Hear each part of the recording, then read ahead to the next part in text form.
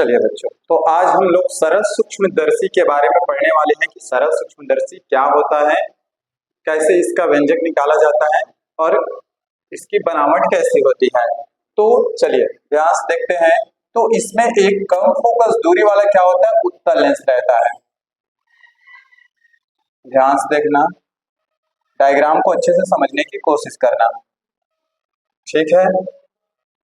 इस तरीके से आपका क्या होता है, एक कम फोकस दूरी वाला उत्तल लेंस होता है और ये आपका मुख्य अक्ष,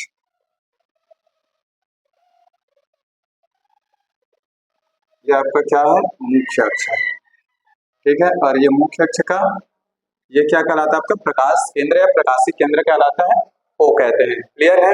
ये आपका क्या है, मुख्य अक्ष है और यहाँ क्या होता है, आपका फोकस रहता है। क्लियर है। अब यहाँ क्या होगा, ध्यान से देखना। जिस वस्तु को हमें देखना होता है उसे, और ये आपका एक लेंस है, इसको हम एल नाम दे देते हैं। जिस वस्तु को हमें देखना रहता है उसे उत्तल लेंस के प्रकाश केंद्र O और फोकस उसके बीच में रखा जाता है। क्या है, जिस भी वस्तु को हमें देखना रहता है उसे लेंस का प्रकाश केंद्र O और फोकस के बीच में रखते हैं। तो ये रहा फोकस और ये रहा लेंस का प्रकाश केंद्र। तो मान लेते हैं कि यहाँ पर क्या है, वो वस्तु रखी हुई है, ठीक है, इस तरीके से, और इसको हम नाम देते हैं A और B। क्लियर है। ये हो गया वस्तु। अब आपको मालूम होगा कि प्रतिबिंब बनने के लिए दो नियम फॉलो करना जरूरी है। तो पहला, प्रकाश किरण इस वस्तु से मुख्य अक्ष के समांतर आपतित होगा इस तरीके से, और अपवर्तित होकर के वो क्या होगा, इस तरीके से फोकस से होकर क्या होगा, निकल जाएगा। क्लियर है। दूसरी कंडीशन क्या है, दूसरी कंडीशन ये है कि ये प्रकाश केंद्र से होकर क्या होगा, आपतित होगा और उससे क्या होगा, इस तरीके से आगे निकल जाएगा। ये दो कंडीशंस बना। क्लियर है यहाँ तक। अब यदि इन दोनों प्रकाश किरण को मैं पीछे की ओर बढ़ाऊं, ध्यान से देखना, इस तरीके से, तो ये दोनों प्रकाश किरण कहीं ना कहीं क्या करेगा, टकराएगा, ठीक है।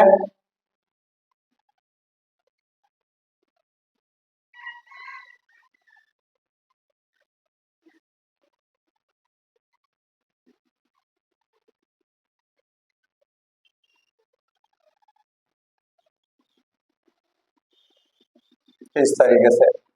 तो मान लेते हैं कि ये दोनों प्रकाश किरण कहाँ पर टकराया, यहाँ पर आकर टकराया। तब यहाँ पर क्या बनेगा, वस्तु का प्रतिबिंब बनेगा, यानी कि इस वस्तु का क्या बनेगा, यहाँ पर प्रतिबिंब बनेगा। इसको हम नाम क्या देंगे, ए डैश बी डैश। क्लियर है। अब ध्यान से देखना, अब यदि मैं इस वाले को, ये जो आपका प्रकाश है यहाँ से निकल रहा प्रकाश किरण, इसको अगर मैं इस तरीके से मिला दूं इस लाइन से, या बोलो तो लंब डाल दिया, इस पर लंब डाल दिया इस तरीके से, और इसको मैं यहाँ पर नाम देता हूं ए डबल डैश। ये ए डैश है, ये बी डैश है, ये ए डबल डैश। अब यहां से अगर मैं इसको प्रकाश केंद्र से इस तरीके से इस पर एक प्रकाश किरण डालूं इस तरीके से, ठीक है, ये, तो यहां पर कुछ ना कुछ क्या बनेगा, कोण बनेगा, जिसे हम लोग क्या बोलते हैं, दर्शन कोण बोलते हैं। ये मैं परिभाषा में बता चुका हूं, ठीक है। तो आपको मालूम होगा वस्तु द्वारा निर्मित दर्शन कोण को किससे प्रदर्शित करते हैं, अल्फा से। तो ये वाला पार्ट क्या होगा, अल्फा। और प्रतिबिंब द्वारा निर्मित दर्शन कोण को, यानी कि ये पूरा, ये क्या कहलाएगा, बीटा। क्लियर है। वस्तु द्वारा निर्मित दर्शन कोण को क्या कहते हैं, अल्फा से प्रदर्शित करते हैं, और जो आपका प्रतिबिंब द्वारा निर्मित दर्शन कोण है उसे किससे प्रदर्शित करते हैं, बीटा से प्रदर्शित करते हैं। अब ध्यान से दीजिए, ये प्रतिबिंब से लेकर जो आपका प्रकाश केंद्र है इसकी दूरी को कैपिटल डी से प्रदर्शित किया जाता है। तो ये आपका प्रतिबिंब से लेकर ये आपका प्रकाश केंद्र तक की दूरी को किससे प्रदर्शित करते हैं, कैपिटल डी से।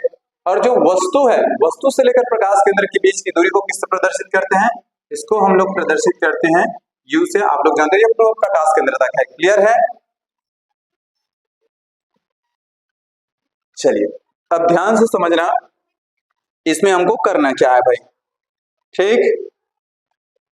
तो फिर से सुन लीजिए, हमको करना क्या है। तो जिस वस्तु का आपको लिखना क्या है, बनावट तो आपके सामने में है कि इसमें एक कम फोकस दूरी वाला उत्तल लेंस एक हैंडल युक्त फ्रेम में क्या होता है, कसा होता है। अब यदि हम प्रतिबिंब का बनना, मैं इसको लिख नहीं रहा हूं, आप लोग समझना जो यहां पर बोल रहा हूं, प्रतिबिंब का बनना ये कैसे होगा, तो मैं इसको नहीं लिख रहा हूं, आप लोग जितना बोलूंगा उसी को, जितना आप लोग डायग्राम में किए उसी को यहाँ पर एग्जैक्ट क्या करना है, लिखना है। तो देखते रहिए कैसे बनेगा। जिस वस्तु का हमको प्रतिबिंब देखना रहता है उसे उत्तल लेंस के प्रकाश केंद्र और फोकस के बीच में क्या किया जाता है, रखा जाता है। अब उत्तल लेंस के द्वारा इस वस्तु ए बी का, अब उत्तल लेंस एल के द्वारा इस वस्तु ए बी का, ठीक है ना भाई, आभासी, ठीक है ना, ये कौन सा आभासी एवं सीधा प्रतिबिंब ए डैश बी डैश पर क्या होता है, बनता है। इस उत्तल लेंस के द्वारा इस वस्तु ए बी का आभासी एवं सीधा प्रतिबिंब कहां बनता है, ए डैश और बी डैश पर बनता है, ठीक है, जो कि वस्तु से क्या होता है, जो कि वस्तु से बड़ा होता है। अब ये रहा आपका प्रतिबिंब, प्रतिबिंब से लेकर प्रकाश केंद्र के बीच की दूरी d और वस्तु के लेकर प्रकाश केंद्र के बीच की दूरी u। अब आपको मालूम होगा प्रतिबिंब का बनना, जितना आपको यहाँ बताया उसको यहाँ पर एग्जैक्ट लिखना है। अब हमको निकालना है, ये आपका फर्स्ट नंबर चित्र हो गया, सेकंड नंबर में बनावट हो गया, थर्ड नंबर में आपका क्या हो गया, प्रतिबिंब का बनना। फोर्थ नंबर में क्या निकालेंगे, आवर्धन क्षमता, और ये भी मैं परिभाषा आपको बता चुका हूं, आवर्धन क्षमता कैसे निकालते हैं, ठीक है। तो क्या होता है, प्रतिबिंब द्वारा निर्मित दर्शन कोण बटे वस्तु द्वारा निर्मित दर्शन कोण के अनुपात को क्या कहते हैं, आवर्धन क्षमता कहते हैं। प्रतिबिंब द्वारा निर्मित दर्शन कोण बटे में क्या हो जाएगा आपका, वस्तु द्वारा निर्मित, वस्तु द्वारा निर्मित दर्शन कोण। अब आपको मालूम है कि प्रतिबिंब द्वारा निर्मित दर्शन कोण क्या है, बीटा, ये तो ये हो जाएगा, और आवर्धन क्षमता को किससे प्रदर्शित करते हैं, m से। प्रतिबिंब द्वारा निर्मित दर्शन कोण बीटा, वस्तु द्वारा निर्मित दर्शन कोण क्या, अल्फा। इसको देना equation number first. I hope यहां तक आप लोगों को पूरा समझ में आ गया होगा, क्लियर है। चलिए अब ध्यान से देखना, यदि अल्फा और बीटा का मान, ये अल्फा और बीटा का मान क्या हो, अत्यंत सूक्ष्म हो, तब यदि अल्फा व बीटा का मान अत्यंत सूक्ष्म यानी कि कम हो तो क्या हो जाएगा, अल्फा की जगह क्या लिखेंगे, टेन अल्फा, और बीटा की जगह क्या लिखेंगे, टेन बीटा। क्लियर है। अब इसको हम क्या करेंगे, समीकरण 1 में रखेंगे।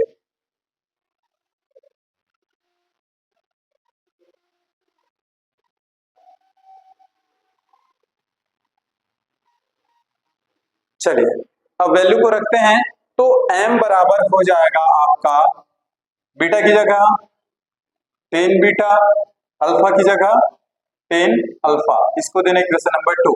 अब हम क्या करेंगे, यहाँ पर टेन अल्फा और टेन बीटा की वैल्यू निकालेंगे। तो यहाँ पर देखो, ये आपका एंगल एक बन रहा है त्रिभुज ABO, दूसरा एंगल है आपका A dash B dash O, एक एंगल आपका ये वाला, दूसरा एंगल ये वाला। तो यहाँ पर ये क्या है, वस्तु, तो वस्तु के लिए जो आपका क्या है, निर्मित दर्शन कोण क्या है, अल्फा, तो यहाँ से टेन अल्फा निकालेंगे, और प्रतिबिंब के लिए क्या निकालेंगे, टेन बीटा। तो इस तरीके से ध्यान से देखना। तो चलिए देखते हैं ABO में,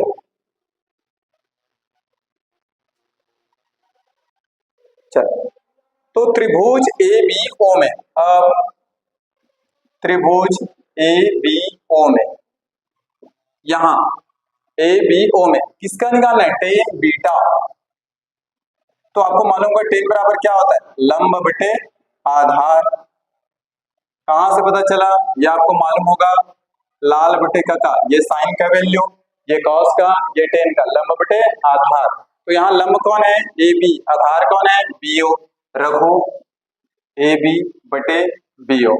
इसी प्रकार क्या होगा, तथा त्रिभुज, ये वाला त्रिभुज A double dash B dash O में, तो A double dash B dash O में, यहां भी अगर हम निकालेंगे किसकी वैल्यू, टेन अल्फा की वैल्यू निकलेगी यहां से, क्योंकि इसका कोण क्या है, अल्फा। चलो निकाल लेते हैं। तो इसमें भी क्या होगा, लंब बटे आधार। यहाँ लंब क्या होगा आपका, लंब होगा आपका ये A double dash B dash और आधार क्या होगा आपका बी डैश ओ। क्या यहाँ तक समझ में आया? अब ध्यान से समझना, हम इसकी जगह A double dash B dash की जगह A double dash B dash की जगह हम क्या रख सकते हैं, ए बी, क्योंकि ये क्या है आपका रेक्टेंगल बन रहा है आयत, और आयत में आमने सामने की भुजा क्या होती है, बराबर होती है। तो लिख सकते हैं क्योंकि A double dash B dash equal क्या है, ए बी, ये दोनों आपस में क्या है, बराबर है। तो इसकी जगह हम क्या लिखेंगे, इसकी जगह हम लिखेंगे ए बी बटे में बी डैश ओ, इस तरीके से। अब हमको इन दोनों मान को क्या करना है, समीकरण 2 में रखने पर, तो लिखेंगे इन मानों को समीकरण 2 में रखने पर, चलिए रखते हैं। तो फिर तो ये रहा समीकरण 2, एम बराबर टेन बीटा, इसकी जगह क्या रखना है, ए बी बटे ए ओ, हो गया। टेन अल्फा, टेन अल्फा की जगह ये रखेंगे नीचे में, लेकिन ये पलट के कहाँ जाएगा, ऊपर, तो बी डैश ओ ऊपर जाएगा और नीचे क्या आ जाएगा, ए बी, इस तरीके से, सॉरी ये बी है, तो ये ए बी से ए बी क्या होगा, कैंसिल। तो एम बराबर क्या बच गया, बी डैश ओ और नीचे में बी ओ। अब हम चिन्ह परिपाटी का यूज करेंगे और इनकी वैल्यू रखेंगे, तो B dash O, B dash O, यहाँ की दूरी कितनी है डी, बी ओ, बी से ओ की दूरी कितनी है यू, लेकिन लेफ्ट साइड पर इस कारण से क्या होगा, यहाँ पर माइनस होगा, लिख देता हूँ चिन्ह परिपाटी से करके, ठीक है। तो बी डैश ओ की जगह क्या लिखेंगे, माइनस का डी, और बी ओ की जगह क्या लिखेंगे, माइनस का यू, लिख देता हूँ चिन्ह परिपाटी से आया। आप लोग पढ़े होंगे जो बाएं पक्ष में जो बनता है आपका वो माइनस में लिया जाता है, तो यहाँ से क्या होगा, माइनस और माइनस कैंसिल हो जाएगा, ठीक है। चलिए ध्यान से देखना, तो ये माइनस और माइनस क्या हो जाएगा, कैंसिल। तो m बराबर क्या बचा, m बराबर बचा d अपॉन u, इसको देना इक्वेशन नंबर 3। क्लियर है? अब इसमें क्या लगेगा, इसमें दो आपकी कंडीशंस है, वो दोनों कंडीशन इसमें अप्लाई होगा, तो ध्यान से देखते रहिएगा। चलिए स्थिति फर्स्ट, जब प्रतिबिंब स्पष्ट दृष्टि से न्यूनतम दूरी पर बने तब क्या होता है, इस कंडीशन में तब v बराबर क्या होता है, माइनस डी, और u बराबर क्या होता है, माइनस यू, इसको रखना है।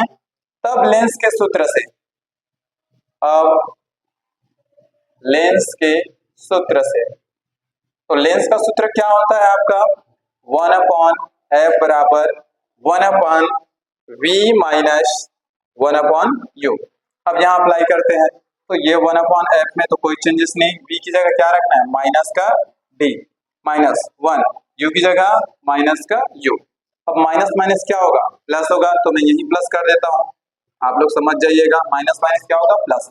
ये माइनस में पक्षांतर करूंगा इधर तो क्या आएगा, प्लस में, तो 1 upon F plus 1 upon D, और इधर क्या बचा, 1 अपॉन यू।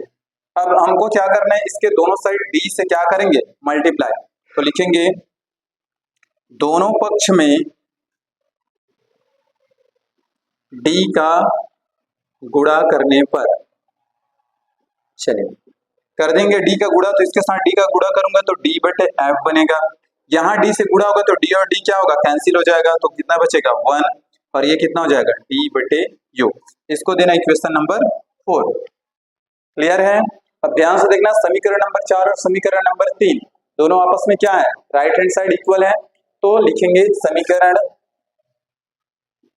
3 व 4 से, तो क्या हो जाएगा, m बराबर d अपॉन u की जगह हम क्या रख सकते हैं, इसको d अपॉन f प्लस 1, इस तरीके से क्या होगा, एक निष्कर्ष निकल जाएगा आपका स्थिति नंबर फर्स्ट। क्लियर है? इसको देना समीकरण नंबर 5।